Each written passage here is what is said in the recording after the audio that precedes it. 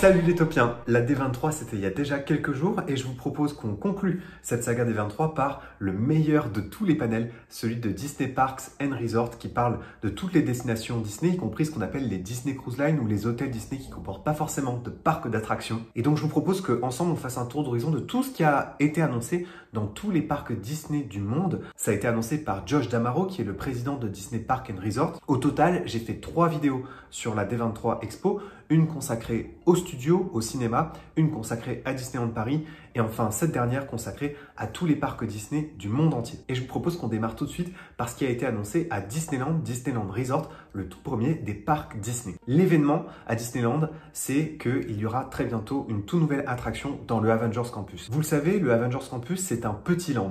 Où qu'il soit placé dans le monde, eh bien ce sont des lands plus petits que des lands comme par exemple Galaxy's Edge. Mais ce sont des lands qui peuvent s'étendre au fur et à mesure. Ils ne sont pas livrés clé en main et de nouveaux univers peuvent s'y ajouter au fur et à mesure. À l'origine, à cet emplacement et pour cette attraction, était prévu une sorte de simulateur sur l'univers du Wakanda. Il y avait même quelques concept art qui avaient été montrés à l'époque. Il s'agissait d'une attraction qui se situait derrière le Quinjet.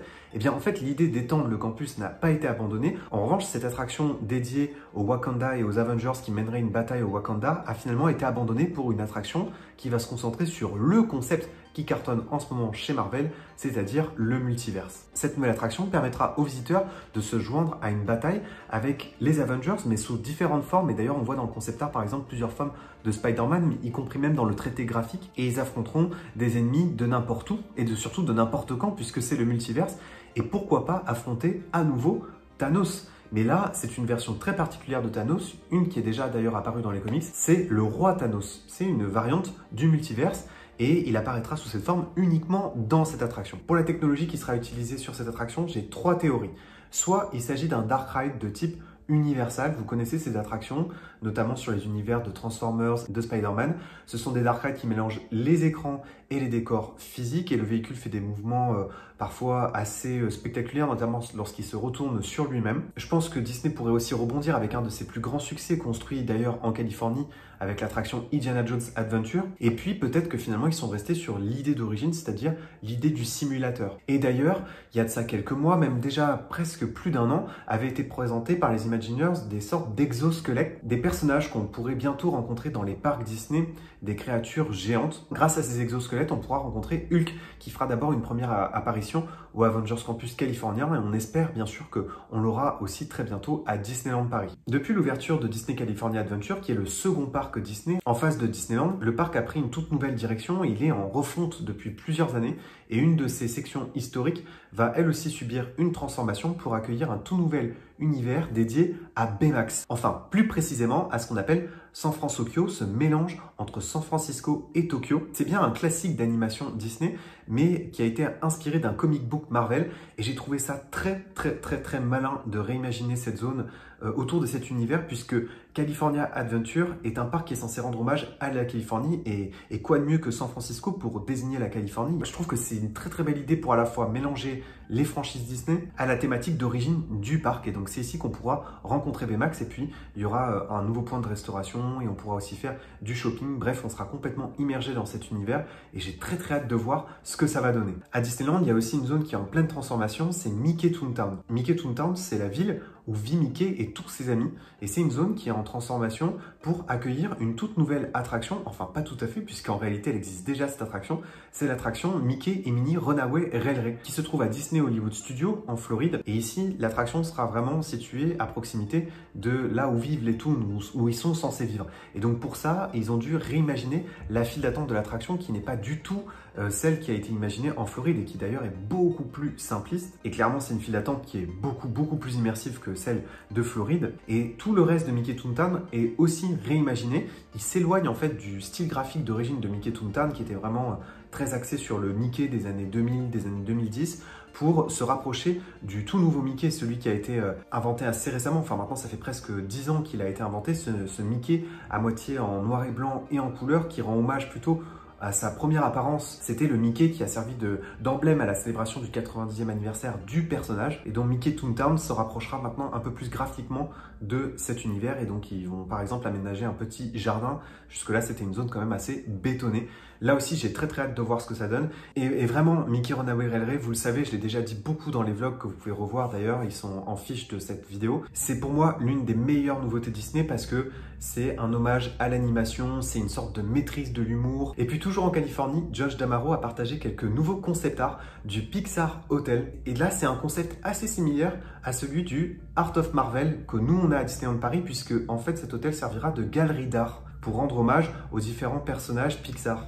Bon, en soi, l'hôtel était déjà très axé sur cet univers. Il est temps maintenant qu'une grosse partie de cette vidéo soit consacrée à la nouveauté la plus attendue dans les parcs Disney qui a été annoncée déjà il y a plus de 2 ans. On n'avait plus aucune nouvelle, mais ça y est, on en sait un petit peu plus sur ce qui va se passer dans l'attraction Tiana's Bayou Adventure, qui est le remplacement de Splash Mountain à Disneyland en Californie, dans le premier parc, et à Walt Disney World au Magic Kingdom. Donc déjà, ce qu'on voit par rapport au nouveau concept art, c'est que l'idée d'origine d'agrandir la racine de l'arbre pour en faire un vrai arbre a été complètement abandonnée. Et je trouve que du coup, l'apparence de l'attraction perd un petit peu en impact et en iconographie. Les montagnes Disney ont des apparences complètement inoubliables et pour combler ce vide, ils ont rajouté une sorte de château d'eau sur le côté pour rendre l'attraction un peu plus immersive, pour faire comprendre au public que désormais c'est une attraction Princesse et la Grenouille, parce que franchement, s'il n'y aurait pas ce château d'eau, ce serait impossible de comprendre où est-ce qu'on est là et qu'est-ce que ça raconte. Et ils ont dévoilé d'autres concept art qui permettent aussi de voir ce à quoi va ressembler l'attraction, notamment la nuit,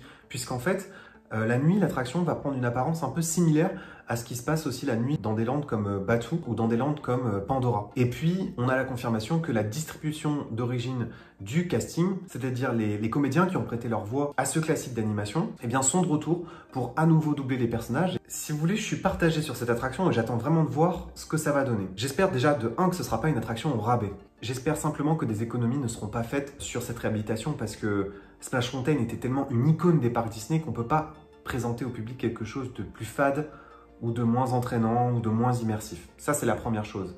Et j'espère qu'ils ont bien compris ça. La deuxième chose, c'est l'importance de la musique. Et encore une fois, la musique, c'est le sens du rythme. Et donc, il faut réussir à placer la bonne musique dans la bonne scène. Il faut aussi que d'un point de vue technique, ce soit bluffant. C'est-à-dire que les animatronics qui vont représenter les personnages soient convaincants. Et que ce ne soit pas simplement les animatronics d'origine qu'on reconnaîtrait à peine parce qu'on l'a changé le chapeau de place ou les lunettes de côté. J'attends d'en savoir un petit peu plus sur cette réhabilitation pour me faire un avis.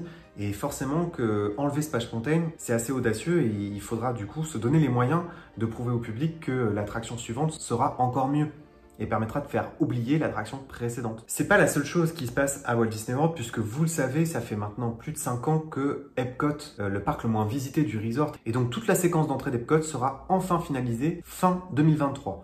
Pour accueillir notamment une zone qui va s'appeler Journey of Water, dont on a déjà parlé ici, qui sera inspirée de l'univers de Moana et qui permettra aux visiteurs de suivre l'histoire de l'eau sur la planète. Et il y a plusieurs sections sur l'air, le feu. C'est un peu comme les jardins extraordinaires de Village Nature pour ceux qui connaissent. C'est un parcours à pied qui vous plonge dans les différents éléments. C'est pas la seule annonce qui a fait plaisir aux fans puisque Figment est de retour dans les parcs Disney et il sera donc bientôt possible de rencontrer Figment dans les parcs Disney. D'ailleurs, sur Batuu, on pourra aussi très bientôt rencontrer Mandalorian avec bébé Yoda qui s'appelle Grogu, vous le savez désormais. Ça, c'est uniquement en Californie, mais j'imagine que ça pourra se faire aussi bien sûr en Floride dans quelques temps. La Walt Disney Company marque sa volonté d'éloigner le Galaxy's Edge de sa storyline d'origine pour l'amener vers l'ensemble de la saga Star Wars, notamment dans ce cas-là de plus actuel avec les séries. On a aussi enfin une date ou en tout cas une période d'ouverture pour l'attraction la plus attendue dans les parcs Disney. Je parle bien sûr de Tron Lightstick Power Run qui permettra aux visiteurs d'entrer dans ce qu'on appelle la grille et ça se passera au printemps 2023. Donc là, l'objectif pour Disney, c'est de contrer le Velocicoaster qui a ouvert à la même période. Et puis, il y a aussi un aveu d'échec. Disney Enchantment, qui était censé être le nouveau spectacle nocturne incroyable de Walt Disney World et qui est donc donné au Magic Kingdom, va cesser d'exister à la fin du 50e anniversaire. Et ce sera donc le retour de Happily Ever After, qui était le spectacle précédent, adoré par les fans. Et donc le retour de ce spectacle est un signal fort envoyé aux fans et au public pour montrer que la Walt Disney Company écoute aussi son public et prend en compte son mécontentement. Une autre petite modification aussi au Magic Kingdom, qui va un petit peu s'imprégner des succès de Disneyland Resort en intégrant dans son attraction emblématique Haunted Mansion ce qu'on appelle le Hatbox Ghost. Ce fantôme qui tient dans une boîte sa propre tête. Un personnage emblématique de la version californienne de l'attraction qui débarque à Haunted Mansion. Alors là, je vous propose qu'on prenne à nouveau l'avion et on se dirige à Shanghai Disneyland où, vous le savez, on en a parlé il y a de ça quelques semaines, se prépare une nouvelle attraction sur l'univers de Zootopie. Zootopie n'a jamais été adapté dans les parcs Disney.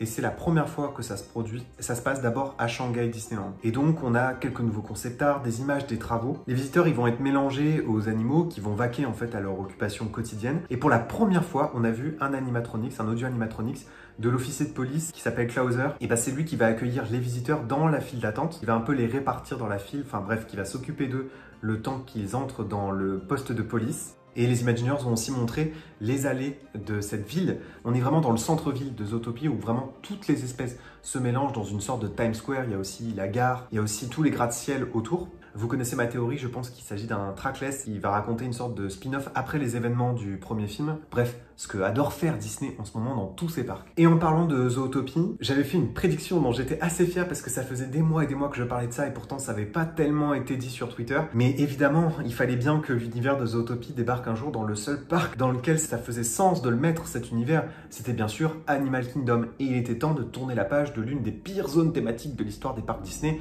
J'ai nommé Dinoland. Bref, il était temps de tourner la page de ce land et de cette histoire. Et donc Dinoland, un jour, va laisser place à Zootopie. Donc, il semblerait que vers le fond du land, l'attraction Dinosaur soit remplacée par l'attraction Zootopie. C'est ce qu'on voit dans une sorte de nouveau concept art. Un concept art, encore une fois, à prendre avec des pincettes parce qu'ils en sont encore qu'au stade créatif et peut-être que ça pourrait encore évoluer. Et tout autour pourrait être construit une zone sur l'univers de Moana. Il y aurait par exemple un flat ride qui rendrait hommage au navire polynésien. Et puis sur la gauche, on voit une sorte de mini splash sur Moana. Ça aussi, beaucoup de fans Disney en avaient rêvé d'un splash sur cet univers. Ça s'y prête vachement bien. Et j'ai très hâte de cette transformation. C'est cette transformation qui fera que Disney Animal Kingdom sera sans doute l'un des meilleurs produits du resort en Floride. Il faudrait peut-être désormais aussi une nouvelle attraction sur Avatar avec la saga qui va reprendre dans quelques mois. Mais à part ça, Disney Animal Kingdom est un parc absolument parfait à mes yeux. Et enfin, le panel s'est conclu en présence de Jennifer Lee, qui est la présidente de Walt Disney Animation, qui avait un planning très chargé parce que c'est elle qui a quasiment annoncé le plus de choses. Et en fait, en ce moment, elle expliquait que vraiment, il y avait une volonté de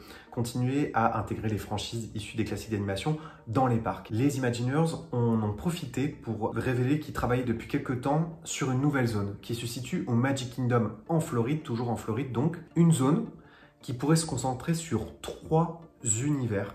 Une zone qui serait située derrière Big Thunder Mountain. C'est une zone qui comprendrait un univers sur Coco. L'attraction Coco, apparemment, il s'agirait d'une sorte de Flying Theater. On pourrait voler aux côtés de Miguel, de Dante. J'étais persuadé que cette attraction allait arriver à Epcot en remplacement de ce qui existe déjà dans le pavillon mexicain, qui est une attraction sur les 3 Caballeros. Ça fait des mois et des mois que les producteurs d'Encanto, que les fans Disney réclament une attraction sur cet univers. Et donc, dans le concept art, on voit qu'une zone Encanto est également prévue, même si on ne sait pas du tout de quoi pourrait parler l'attraction. Et enfin, là, c'est vraiment la surprise que personne n'avait imaginée. Il se pourrait que cette zone conduise en toute bout de course au classique Disney. Mais pas n'importe quel classique Disney. Les classiques Disney qui mettent notamment en avant les grands méchants, les grands antagonistes, et donc une zone de vilains dans laquelle siégerait Maléfique pourrait être construite au Magic Kingdom. Et c'est ce qu'on devine dans le concept art. Encore une fois, ce n'est qu'un concept, c'est que le début du stade créatif, donc ça peut beaucoup évoluer, ça peut même être abandonné, ça peut être une façon de tester aussi le public, de voir si ça fait réagir aussi les concurrents comme Universal qui construisent en ce moment Epic Universe. Mais c'est vrai que ce serait incroyable puisque le New Fantasyland au Magic Kingdom fonctionne très bien. Donc ce serait une sorte de New Fantasyland mais inversé, en tout cas sur l'univers des méchants. Et donc forcément, c'est cette annonce-là qui m'a le plus émerveillé et j'espère que vraiment elle verra un jour le jour parce que le concept art est à la fois cohérent, les attractions sont très bien placées par rapport à comment est déjà agencé le Magic Kingdom et ces 3 univers qui clairement me plaisent énormément et que j'attendais dans les parcs Disney de toute façon. Et enfin, je vous propose qu'on parle d'un sujet qui est assez peu abordé sur ma chaîne, les Disney Cruise Line. Aux Bahamas, ça avance vite sur une nouvelle destination, une île qu'a acheté Disney, sa 2e île privée, puisqu'il possédait déjà Castaway Cay. Et donc, il y a quelques concept art qui ont été partagés de ce qui se passe en ce moment sur cette île et de ce qui sera construit. On sait que aussi, pour la première fois, Disney Cruise Line va desservir des destinations que jusque-là elle ne pouvait pas atteindre, comme l'Australie et la Nouvelle-Zélande. Et enfin, on a un 6e navire Disney qui apparaît dans la flotte de la Disney Cruise Line. Ce 6e navire, il va s'appeler le Disney Treasure et il rend surtout hommage à l'univers, par exemple, de Aladdin. C'est un concept assez général quand même sur l'aventure qui va célébrer l'amour de Walt Disney pour l'exploration. Et clairement, c'est le bateau qui m'intéresse le plus parce que pour aller faire une croisière aux Bahamas ou dans des îles paradisiaques, rien de mieux qu'un bateau qui s'appelle Disney Treasure et qui évoque cette idée de l'aventure et ça a l'air d'être un des meilleurs bateaux qu'ils aient proposé jusque-là. Bon, de toute façon, à chaque fois, ils s'améliorent quand ils proposent un nouveau bateau. Et donc voilà pour le tour d'horizon complet des parcs Disney. Il y a quelques petites choses dont j'ai pas encore parlé et on reparlera dans le détail de quelques-unes de ces attractions qui vous intéressent le plus. Une très très longue vidéo et encore une fois, je vous renvoie vers la vidéo 100% consacrée à Disneyland Paris. Et historiquement, Disneyland Paris a été cité pendant assez longtemps pendant cette D23 comparé aux autres D23, même si c'était que quelques secondes, c'était quelques secondes de plus par rapport aux années précédentes et donc il y a quand même quelques petites choses à aller voir et c'était donc dans ma vidéo précédente pour ceux qui s'interrogent. Merci d'avoir regardé cette vidéo et au pire, n'hésitez pas à me dire en commentaire ce que vous attendez le plus dans les parcs Disney et d'ici que tout ça ouvre et que ça arrive et d'ici la prochaine D23 qui est dans 2 ans, eh bien n'oubliez pas que vos rêves sont éternels. Bye!